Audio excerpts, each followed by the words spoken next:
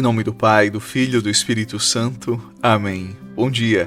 Hoje é quarta-feira, dia 21 de janeiro. A palavra de Marcos, no capítulo 3.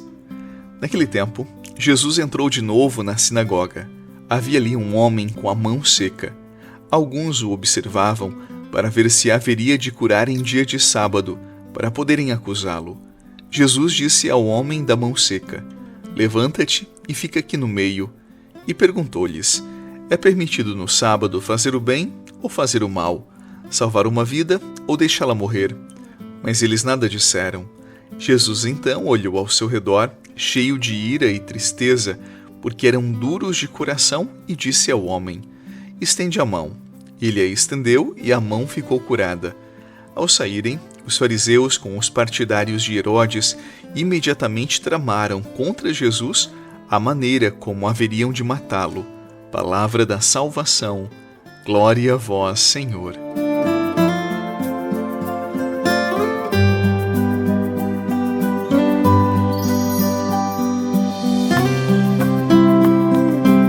Nós seguimos no Evangelho de Marcos e acompanhando algumas polêmicas que envolvem Jesus. Mais uma vez, ele está numa sinagoga, um lugar sagrado, o lugar por excelência da palavra de Deus, e o dia é sábado. Você deve recordar que na palavra de ontem nós meditamos sobre esse tema, sobre o sábado. Pois bem, é nesse contexto de sacralidade, onde a palavra de Deus é proclamada, e justamente num dia de sábado, que o fato de hoje, o fato central, ele acontece.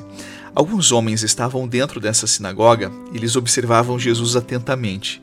Eles não estavam ali apenas para escutar a palavra de Deus, eles estavam ali também para ver se Jesus curaria aquele homem que estava com a mão atrofiada, a mão seca, justamente no dia de sábado. A cena é simples, mas está carregada de tensão. E para a gente entender melhor, vamos entrar na cena. Imagine-se você, naquela sinagoga, com um melhor amigo seu, e ele com a mão atrofiada, com a mão seca.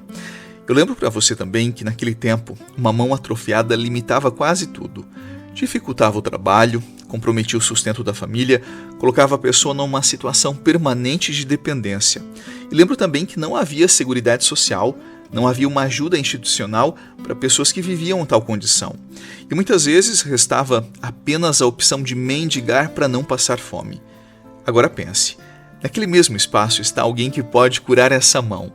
Você desejaria a cura do seu amigo mesmo sendo sábado? E se a cura acontecesse, o que nasceria em você? Alegria ou indignação? O mais natural, penso eu, seria a alegria, porque a cura devolve a dignidade, devolve a vida. Mas não foi isso que aconteceu naquela sinagoga. Aqueles homens que se diziam religiosos, ao verem a mão curada, ficaram indignados. E a indignação foi tão grande que eles começaram a tramar a morte de Jesus. Você consegue perceber o absurdo dessa cena? Um homem recupera a saúde e outros perdem ainda mais a humanidade. A mão seca deixa de ser o centro da história e o foco passa a ser o coração daqueles que não suportaram o bem na vida daquele amigo. Porque a maior enfermidade daquela cena não estava no homem da mão atrofiada. Estava nos corações endurecidos, insensíveis, incapazes de se alegrar com a vida do outro. Quando a dor do outro não nos incomoda, quando a cura não desperta gratidão, algo essencial e muito precioso, muito sagrado, já se rompeu dentro de nós. A pessoa continua religiosa, continua correta, continua obediente às normas, mas já perdeu a capacidade de amar. E quando o coração chega a esse ponto, o outro deixa de ser alguém e passa a ser um problema, um incômodo, uma ameaça. Porque a pior doença é essa: não se alegrar com o bem, sobretudo quando o bem acontece perto de nós e na vida do outro. Essa enfermidade, ela corrói a alma, ela empobrece a fé, ela nos torna estranhos à própria compaixão de Deus. Porque onde não há alegria pelo bem do outro, já não há espaço verdadeiro para Deus agir. E na maioria das vezes, a pior enfermidade não está fora, mas dentro de nós, quando não nos alegramos com o bem na vida dos outros, quando não celebramos a ação de Deus no mundo. Se o bem do outro, o bem na vida do vizinho, não toca o nosso coração e não nos desperta para a gratidão, é porque nós estamos adoecidos dentro. Não esqueça, o bem é sempre o bem, na minha vida ou na vida do outro. Talvez o bem na vida do outro chegou antes do bem que eu tanto esperava na minha vida. Mesmo assim, se o meu coração está curado, eu me alegro pelo bem na vida dele.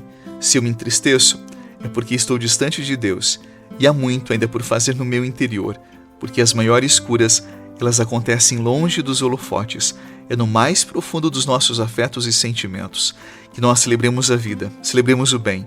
Não importa se na nossa casa ou na vida do outro. Se é bem, vem de Deus e deve provocar alegria e gratidão no mais profundo do nosso coração.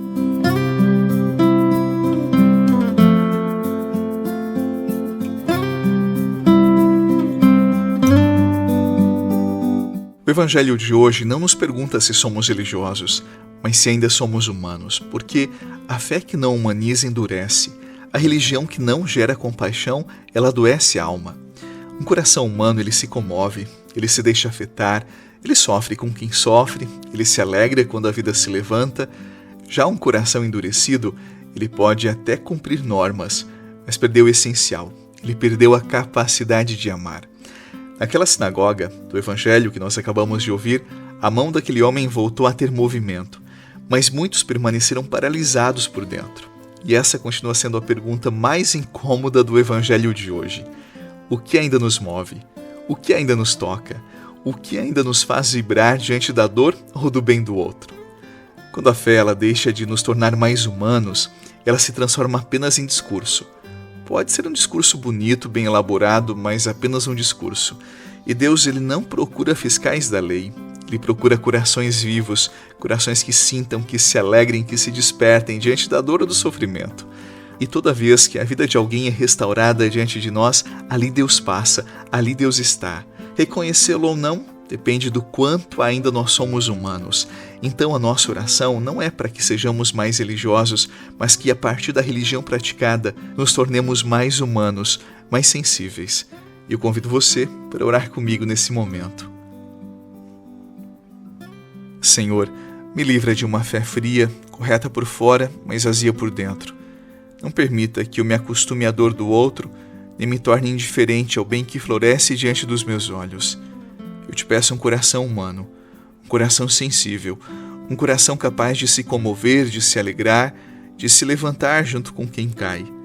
Que a fé não seja apenas professada, mas que seja uma fé vivida, e que eu reconheça a Tua presença sempre que a vida for restaurada, que a dignidade for devolvida, que a esperança renascer. Senhor, humaniza o meu coração, para que, crendo em Ti, eu aprenda a amar como Tu amas. Nesse dia, mais uma vez, derrama sobre mim a Tua bênção. Em nome do Pai, do Filho e do Espírito Santo. Amém. Boa jornada, paz e até a noite, se Deus quiser. Você é disciplinado e constante na sua vida de oração? O Diário de Fé é um devocional católico escrito pelo Padre Eduardo Rocha para o ano de 2026.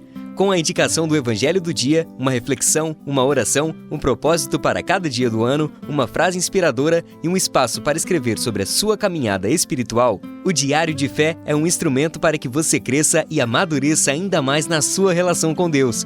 Adquira o seu em www.padreeduardorocha.com.br. Nós entregamos para todo o Brasil.